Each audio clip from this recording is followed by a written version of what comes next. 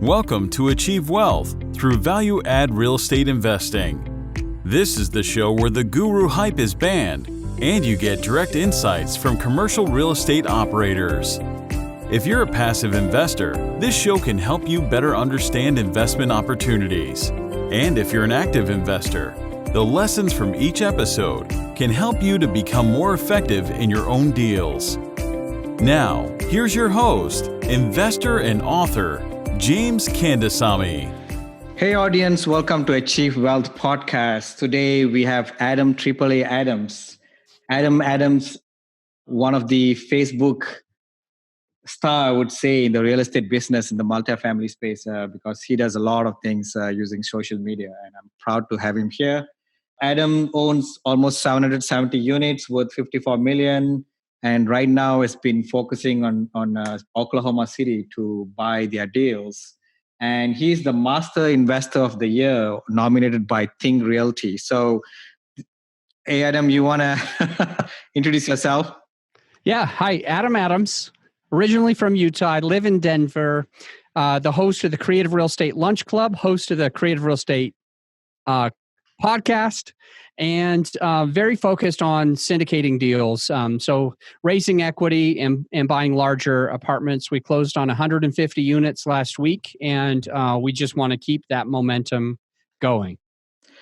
Hey audience, just a quick note. This is the first time we are streaming live into our multifamily investors group to add value and to allow people to answer questions real time, right? I mean, this is almost the 9th recording of the podcast, and Adam definitely helped me here today.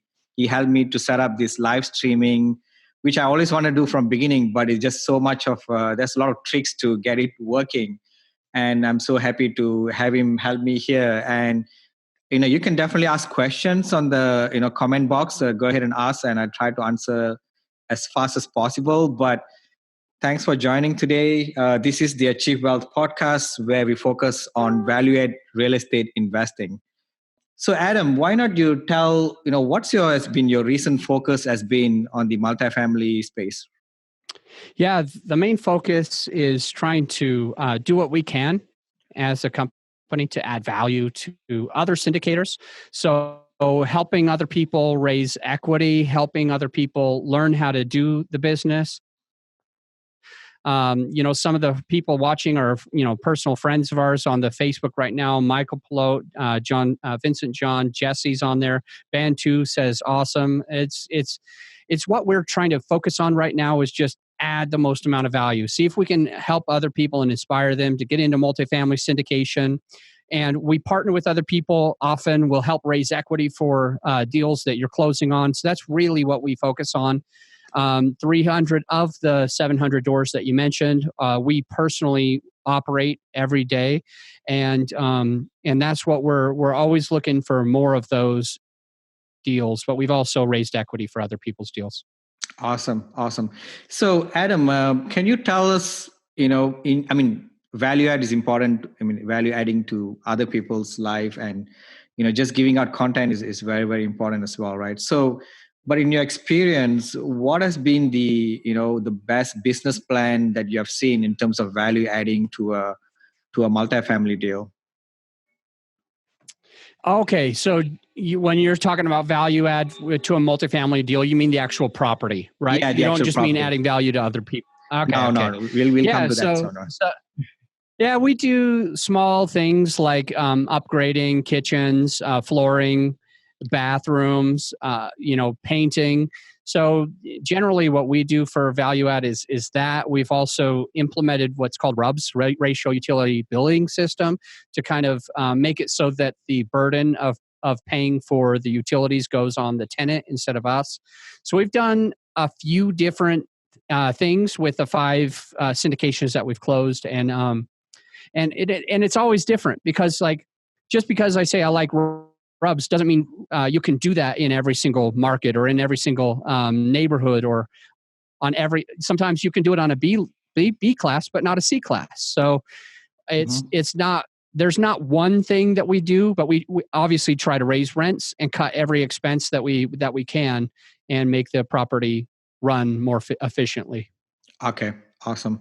You have been nominated by this Think Realty as the Master Investor of the Year because you add a lot of value, right? So, but what do you think is the secret sauce to your success in, adding value to others?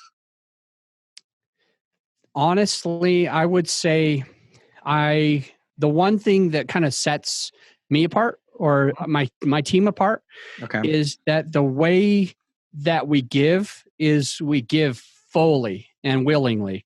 A lot of folks that are doing the business either want to charge for every ounce of advice that they give, or they want to not share it with other people because they feel like that's their secret sauce and they're only going to be able to make money if you don't make money. And I think that I've noticed that with some people, they're like, well, I don't want to teach people how to do rubs because then all of a sudden they're going to make all this money. I want to buy them from them where I can start implementing this. And and for us, it's a little bit different. We decide, what do people need to know? What are the problems? What have we gone through, like our own personal issues with running certain properties? And we try our best to just give those pieces of advice, and not just part of them, but like in detail. So when we share things like how we're utilizing Facebook algorithms to get our name out, like we share that. Most people would charge tens of thousands of dollars for that piece of info on how to do that, but we just want other people to grow with us. And I think because of that, people talk about us. They say, you should go to our conferences. You need to go to Blue Spruce conferences. You need to listen to Adam Adams or whatever, because we don't hold back. And that's probably the big thing is I see most people holding back or only doing it when they're getting charged, or giving you some of it and saying, if you want to know the rest, you have to come and pay me, or you have to do this or you have to do that. But not us. We just give freely. Got it. So yeah, I think it's important to take leadership, right? I think not everybody want to take that leadership. Leadership is really hard, and I commend you for taking leadership in taking 4 different conferences in Denver. Is that what you guys do? That's hard, but I think you took the leadership, and I commend you for getting that attention and the value that you bring, which is going to be good it's a win-win situation for you, for your investors, and for the people who are attending the conference. So coming back to some of the engagement in Facebook, I think you are really good in understanding the algorithm of Facebook, right? So can you give a few tips to our audience? How can they grow their brand? How can they grow, their presence in Facebook? And what should they use Facebook for? What should they use LinkedIn for? Because I think you are pretty well established even on LinkedIn, right? So can you give us some tips on that? Yeah. So to try to give that in a fast, there's a lot of info there. Yeah. And the reason I say that is because we have a 13-week raising money course that teaches you. Okay. There's a lot of modules on Facebook, and there's modules on LinkedIn, and it just goes into tons of detail. Okay. And I could never give you 13 weeks of info. Yeah, absolutely. Short. But the way I look at both of them is that this is how people are going to find you. I believe that one of the things that people do for vetting a new operator to go with, or vetting a coach to hire, or vetting, a private money lender, is they check out their references by going on their Facebook and scrolling through and seeing the types of content that they give. People don't do business with businesses anymore. People do business with people that they know, like, and trust. So we use Facebook and LinkedIn to allow people to know who we are, and they are different. And you said you think I'm pretty active on LinkedIn. I'm not that active on LinkedIn. I have a profile because I know I have to have a profile. And Chad from our office has optimized the LinkedIn so that it has a whole bunch of keywords, so that when people are looking for a syndicator, that they find me instead of someone else, right? Oh, okay. And so I have that, and I need that, and we use it, and we do private messaging on there and connecting with people.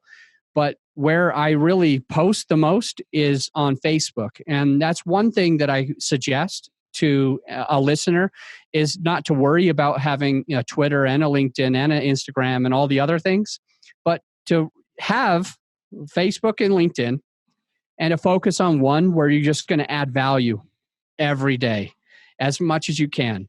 And think about it like this: add value to your target audience. Now, we have conferences, real estate conferences.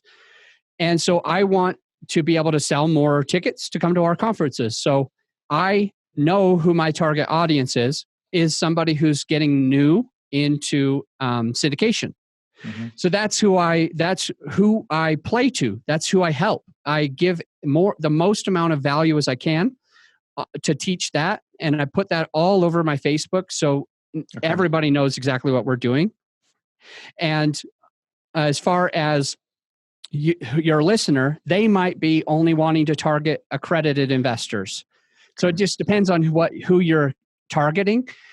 You might find more accredited investors on LinkedIn, but I find more aspiring syndicators on Facebook. So that's how it works for me. Does that make sense? Yeah, absolutely. Okay. So that makes sense in terms of, who do you want to engage in both different platforms, right? So that's good. And also let's go to your favorite topic, because you're one of the, I think, top 1% in the world in meetups. I'm thinking about starting a meetup, but if I start one, right, what should I do to grow that meetup to the next level? Okay. You are the master of meetups. I certainly try. And as on our Raising Money course, there's a giant part for just the meetups. And I'll give you the most I can in a short amount of time right now. Yep. Okay. Is number one, people want to be heard. This is big. Mm-hmm. So you're running a meetup and you're going to fail your people and they're going to stop coming if you don't let them be heard. So how can you let them be heard? This is how. You can allow every single person in the group to be able to share their name and what they're looking for. Mm-hmm. Why are they here today? Or what is their business? Or how can they help? Or even randomly enough, say, where do you plan to be in 5 years? And when people get to share, I plan to be in multifamily, or I need to close this, or I have a wholesale deal for you, whatever. When they are allowed and able to share that with the group, they feel like they got a ton of value. And if you can just imagine being at one of these meetings, if you have something to say, and most people are shy, even extroverted people are pretty shy, right? Mm-hmm. And so if what you do in your group is make everybody, like, if they want to talk to people, they have to literally go and reach out to everybody and say, hi, my name's Adam Adams. I buy apartment buildings with my friends. If you want to be my friend, come and talk to me. If they had to shake everyone's hand to say something like that, then it would be very difficult for them. They would only get a few people in the group. So when you give them a chance to be heard, hey, let's go around and introduce yourself. Tell us what you're looking for. And then I get to say the same thing, my quick pitch. I'm Adam Adams. I buy apartment buildings with my friends. If you want to be a friend, come and let me know. And if I can feel that I shared that with the whole room, I already know that the specific people in the room that resonate with that thing that I said will come to me. So I get a ton of value by actually being able to do that. And so that's the first thing. Let them all be heard. The second thing is, I would say... Can I ask a question on the number one? Yeah. So don't you think it's going to take up a lot of time? Let's say you have like 40 people, in the first meetup. Isn't that going to take a lot more time from the meetup? Because a lot of times we want to do a lot of networking or presentation so that people learn. I mean, sometimes introduction itself can take a lot more, right? So how important is that introduction by everybody in every meetup? It's extremely important. It takes time, but it doesn't take time from the meetup. Okay. It takes time, but it actually adds a lot of value to the meetup. And when you're saying, I want them to be able to network instead, well, this is the best way to let them start networking. Because then somebody's going to say, hey, I just want to lend passively. I just want to lend my money passively. Someone else is going to say, hey, I'm an operator. I'm raising equity. Someone else might be saying, I have a wholesale deal available. Somebody else might say, I'm a fix and flipper and I need a wholesale deal. But if you don't let them share that with everybody, then they're going to have a harder time finding that right person. And if it's your group, James, and they're just going to have to network just to get that out, there's a high probability, an extremely high probability that they will not be able to find. The wholesaler might not be able to find the fix and flipper, and the syndicator might not be able to find the passive investor, and the passive investor might not be able to find the syndicator. So you have to intentionally facilitate it. And when we think that we're taking time away, then we're already destroying ourselves. It's not taking time away. It's giving a lot of time and value to everybody in there to be able to share that. And they're going to keep coming back and back and back. And your group, instead of having 40 next week, is going to have 45 the week after. But if you start with 40 and you don't let them share that, a lot of them are going to be like, I didn't really get value out of it. So some of them won't come. So now it'll be 35, and then it'll be 30, and then 20, and it will diminish and dwindle. And I see this happen all the time. That's one of the big things that set my meetup apart, is that we do a few different things that nobody does, even if they sound counterintuitive. But because we do them, and we do them regularly and religiously and continue to do them, people grow. So we grew a group. It was a lunch club, and I don't know how many people you think would go to a lunch club, but I used to think it'd be like 6 people, maybe a dozen people. I was like, oh, what if I could have 30 people at lunch? That'd be crazy. And all of a sudden we had it where it was 40 every week, then 60 every week, and then we went all the way up to 176 people weekly on Thursday in the middle of lunch. People drove, came, networked, learned, and then drove home, spent 4 hours in the middle of Thursday. I never could have imagined that we would have had 100 people a few weeks in a row, or 176 people, but we did. And that's because we did it differently. Okay, awesome. Continue to your second point. The second point was to not sell. And I think it's important to sell. I think it's benefit to your business to sell. But like we're talking about the conferences, which directly correlate with the meetups. I don't have anyone selling at my conferences. You've been to one of my conferences, right? No, not yet. I need to make it to Denver. Okay. So the conferences are no sales pitch. And I needed you to say that you've been there, because like most people think that obviously you're going to have a sales pitch. How are you going to afford to have a conference, right? So it's just, we never sell anything. We don't have a product. We don't have a service. We don't do anything. We don't have any of the speakers that are flying in on their own dime. They're not allowed to share a coaching program. They're not allowed to share, a product or a service that they're going to sell. The only people who's allowed to even share that are just the booth sponsors. We have some sponsors that can sell, but the speakers are there just to add value. And that's the same thing that should happen with your meetup groups. A lot of people, they bring in outside speakers. The RIAs, that's how they make money, is these outside coaches that come and sell. And like once you've seen the same selling speaker like 2 years in a row, and you're going to the same RIA, and it's that same note investor coming to sell more of their note course, you don't want to go anymore. You've decided, I've already gotten sales pitched by this guy twice. There's no reason to go again. So you actually stay away from it. With mine, every single attendee understands that they're not going to be sold anything. And so they attend over and over and over. And that's something that we've built in. We just added that, or not added that, something that we built in the beginning. We wanted to make sure that we had that when nobody else did. Because regardless of what you're doing or what you're not doing, James and listener, the best way to be different, the best way to get people to come to your events is to do something 100% different. Okay. So if everybody else is meeting at dinner, you need to meet at lunch. If everybody else has a free meeting, and ours were free, but if everyone else is just free, I'm sorry, but you got to charge $200 or even $2,000 a year, because now you can set yourself apart. You can say everyone in this group is more serious than anyone in any other groups, because we're paying $2,000 to be here instead of all those free groups. So it's not like you talk badly about any other group. but you always set yourself apart some way. Every other group out has a $200 a year or a $20 per day meeting. Well, then you say, hey, we don't need that. We're just going to be free. And you capitalize on the thing that makes you different. You capitalize that you're the only group in the city that doesn't sell. You capitalize that you're the only group that's 100% focused on multifamily, or you capitalize that you're the only group that facilitates letting people introduce themselves. All the other places, they're so worried about being rigid and strict, and nobody feels like they get heard, and that's why we do it differently. Whatever you are doing differently, and that's the third thing, is just make sure that you find a way to set yourself apart. I don't care if you charge more, charge less, charge nothing, meet at lunch, meet on Saturday, meet on Sunday, just do it differently, and that will set you apart. So those are 3 really good points. Okay, awesome. I think that's a huge value that you have given out there.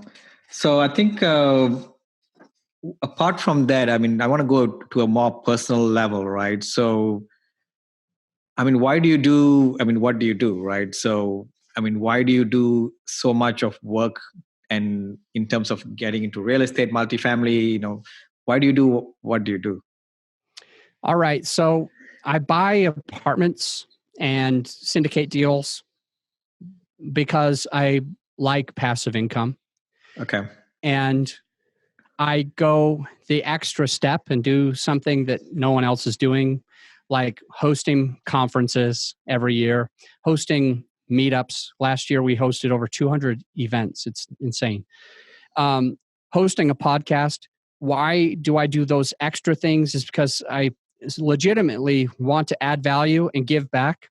And at the same time as just wanting to passionately see other people succeed, I know and understand that I can partner with somebody. If I can teach you how to find a deal, but you don't know how to raise money, all of a sudden you'll find a deal and I'll raise all the money. We'll manage it, right? If I can teach you how to raise money and I go and find a deal, well, you can partner with me. And now we can do this together. You get value and I get value. So to me, why do I go the extra mile and put out content, put out videos, podcasts? Why did I teach you today, James? Candidly, I hope we don't mind sharing this, but we walked through before this. We walked through a Facebook Live, right? And so that benefits me a lot, right? It benefited you, and it's going to continue to help you. Sure. And I love that. But at the same time, well, I get to be your very first guest that goes live in your Facebook group, right? Yes. So I just believe that in giving first. If you always give first, somehow you'll get it back. You don't have to worry about life if you can just focus on, how can I add value to James today? How can I add value to the listener today on their own meetup groups? And all of a sudden, I help you with your meetup group or someone else with their meetup group, and their meetup becomes super famous because they just heard this one podcast and learned 3 random things. Correct. And now they call me and say, Adam Adams, I want you to be my first speaker. I want you to be one of my speakers next year at my meetup group. Would you accept the invitation? And now I have the opportunity to go and grow my name across the U.S. because a lot of different people heard this podcast. So it's just give first, and you'll always be able to grow. Awesome. So can you tell me a proud moment in your real estate journey where you feel one moment where you really felt proud that you did something? Can you share it with us? Yeah, I'll give you one that you weren't even expecting. For 2 years, I grew my business. For 2 years, I focused on my business so much. And one day, my son came up to me, and I was on Instagram trying to grow my brand.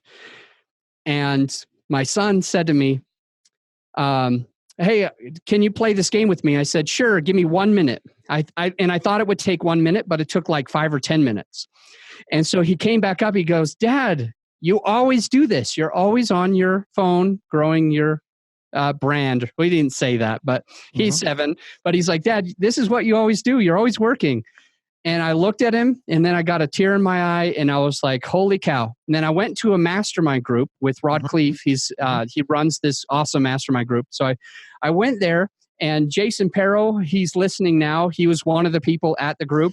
And I poured my heart out, and I just said, man, I feel like my business is going well, but I'll tell you, I just got my feelings hurt, and I never knew how like this impacted my kids that I was focusing on working. So James, when you say, what's something that you're proud of? It's ever since then, I actually made a conscious change, and I found a way to spend a little bit more time with my kiddos. When I'm with them, I'm not on my phone. I'm not on my Instagram. I'm looking at them in the eye. And I try now, and it happens most of the time. One of my kids comes up, Dad, can you play this game with me? I shut everything else off. I look at them in the eye and said, I'd love to. Let's play that game. It sounds so good. And then I play it. I put my heart and soul into it. We play for an hour. So if there's anything that I'm proud of, it's that the business is going fine. It's growing. People know who we are. We're getting deals. We're closing deals. We're raising money. But I finally found a way to start focusing on my kids more. And that's really what makes me feel so, choked up. Yeah. I mean, I was in the mastermind too. So I remember that time when you went up there and tell that story, which was... and I was crying, right? Yeah. You had a teary eye and it was very vulnerable. And it's a moment. I know in social media, sometimes you can spend, it can be addictive and you are trying to respond to one. And sometimes your kid needs that 1 minute, and sometimes that 1 minute become 5 minutes, and it's just not good, right? So that's good. Yeah. So let's go to a newbie questions. What are the top 3 to 5 different types of advice that you want to give to newbies who want to get started into this, syndication and, being operator for multifamily? What do you want to give as an advice? All right. I think this is an important question. So I'm really grateful that on your podcast, you ask this to guests. So the top 3 to 5 things that I would say to a newbie, and hopefully these are impactful for anyone. So if you're listening and you are new, take super good note of this and pay close attention, because I'm trying to give you value from the mistakes that I've made. So here's a couple things. Number 1, just freaking start. Just start. Everybody has all this fear, and it holds them back. So just find a way to get over that. Okay, that's number 1. Number 2, when partnering, don't let the blind lead the blind. It's insane. So what I'm saying is, you're a newbie and you think you're going to partner with 1 or 2 or 3 other brand new people. None of you have ever done a deal, but you think that like somehow this is going to work. I'll tell you, it's way too hard still to raise money. It's way too hard to get a broker to take you seriously and give you a deal.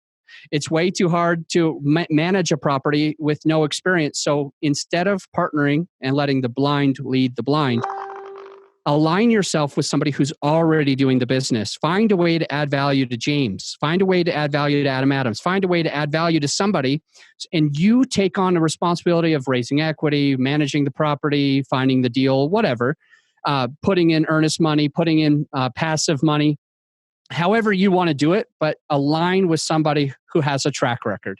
Very, very important. The next one that I would say is, when partnering, it's very critical that you understand that you do not have to get married on the first date. It's critical. What I mean by that is, all of a sudden you say, this is a good person, I'm a good person, we should just partner. And all of a sudden you form a team, but you've never done a business. What I would say instead is to court or date that person for a while. Go on a date with them with the first property. Go on a date with them with the second property. And then if you just absolutely just bond so much, then get married. Then say, we've been connecting so well as we've gone. So instead of just doing this how we've been doing this, how about we decide to form a brand new company and we really make this something special, right? So now you get married. So those would be the 3 main pieces of advice that I would share with a new listener. Okay. Yeah. If you guys want to start dating some experienced sponsor, I mean, just be more active in the group. Ask simple questions. I mean, there's so many people in the group. I'm so proud of the group. We have like 770 people right now, and I just look at the stats. Almost like 650 people are active in the group, which is really good. Just start asking simple questions, and there's so many people who help each other, right? So do that and add value to others, whatever you want to share, and you can actually absorb as well. So you can start from there if you want to start the dating game that Adams has been talking about. All right, Adam, thanks for joining us today. You want to let the listeners know how to get hold of you? Sure. For those of the listeners who are active on Facebook right now, if you're not already friends with me, feel free to add me. But I'll tell you one quick thing. I won't accept you unless you write a message. I get so many randoms, and I don't know like what country they're in, what if they're real, if they're a robot. So just send me a message and an invite, and I'll definitely add you if you haven't already. The other place that I would say is if you're just listening on the podcast, just go to realbluespruce.com. Real like real estate, and then blue spruce, the tree. And that way you can find my bio, you can find my email, you can find anything about me there, and you can get a hold of me. So realbluespruce.com. All right, Adam. Thanks, guys, for joining us. This is actually almost the 9th recording of our podcast. And, we are planning to launch our podcast by end of this month, end of April. So hopefully I'm right now on track to launch it. And it's going to be a blast because there's going to be a lot of commercial operators and, people who are going to be coming and sharing their real stuff. How do they add value in their properties? And I hope to get good reviews from everybody after we launch. And that's it. Thanks, Adam, for joining us. Thank you. That's it for this episode. If you'd like to learn even more, check out James's free audiobook. It's the audio version of his best-selling book on passive investing.